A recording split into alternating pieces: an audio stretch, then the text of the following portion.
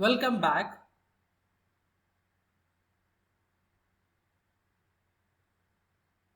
Welcome back to the internal rate of return. IRR is the discount rate at which the present value of future cash flows equals the initial investment. That means we are going to make here NPV is equals to 0.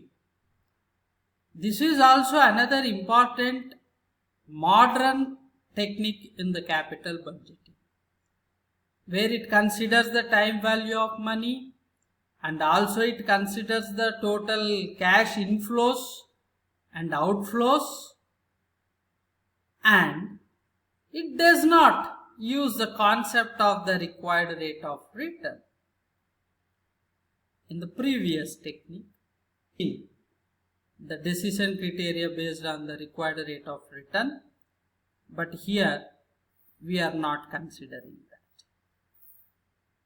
When it comes to the demerits, it involves complicated computational method because sometimes it leads to the confusion, which is the discount factor that I have to consider, which rate I need to consider as an IRR.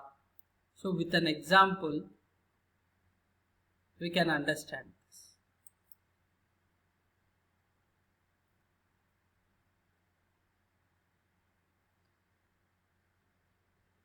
So IRR decision rule, when it comes to the decision rule, if IRR is greater than required rate of return, then accept the proposal, and if it is less than, reject the proposal. Here is an example. A company with 4 years cash inflows are given with an initial investment 3 lakh rupee, and let us see the IRR. So what is it? The principle NPV should be equal to 0. We have to ensure that. So since this is how we need to calculate the IRR, but here R, which is not given, actually we need to consider that R. That is the reason why we are using trial and error method. So here by using trial and error method, so what I have done here, first I am taking R as 10%, R as 10%, I am inserting all the values in the previous formula. After simplification, when R is 10%, I got NPV as 29,060, which is positive value. When R is 15%, I got NPV as negative minus 5,210. That means I can say that my internal rate of return lies between 10 and 15%.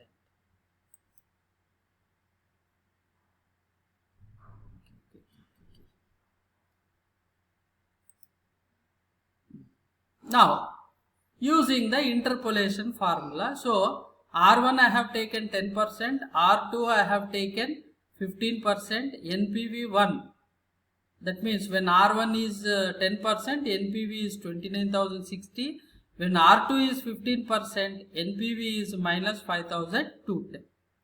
So interpolation formula where IRR is equals to R1 plus NPV1 divided by NPV1 minus NPV2 into R2 minus R1.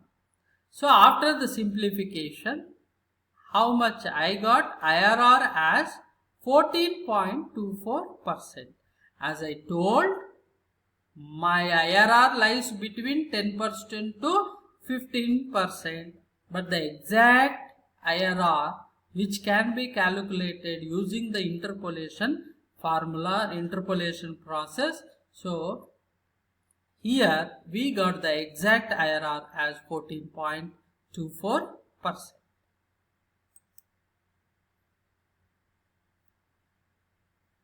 Another important technique in the capital budgeting is the profitability index.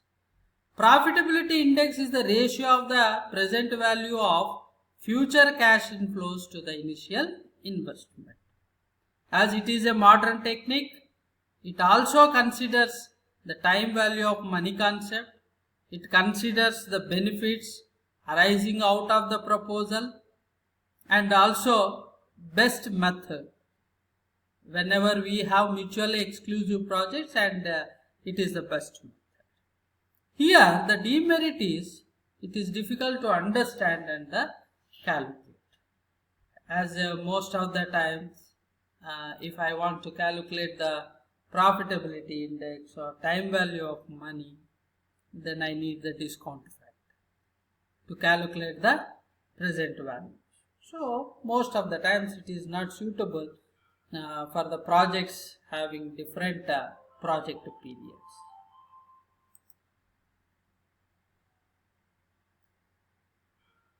So profitability index is given using this formula: present value of future cash inflows divided by initial investments.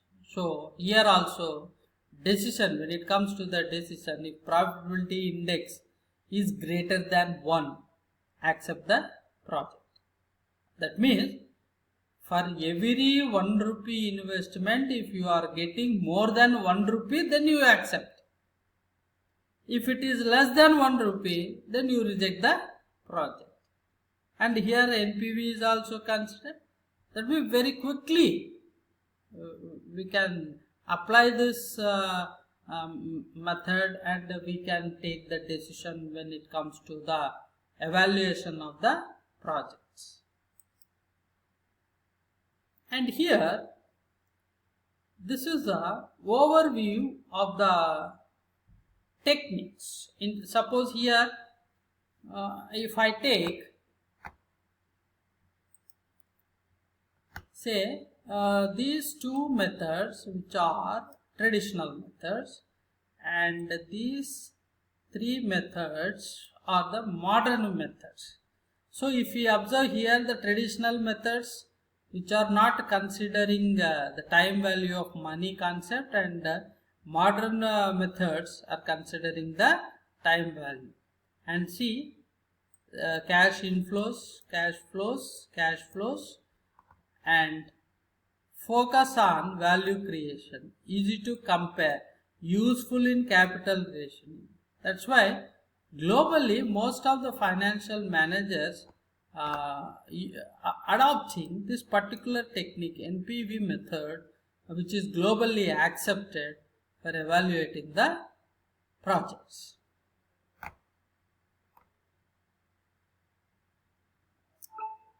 There are certain limitations are there for each method.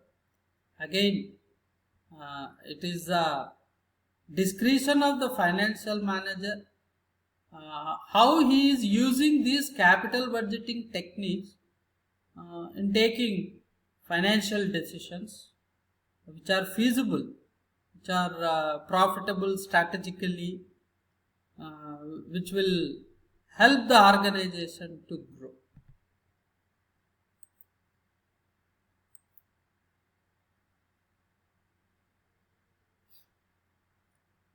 So for effective decision making, financial managers must reconsider a combination of techniques along with the strategic insights when you are adopting or applying capital budgeting as a tool. Thank you.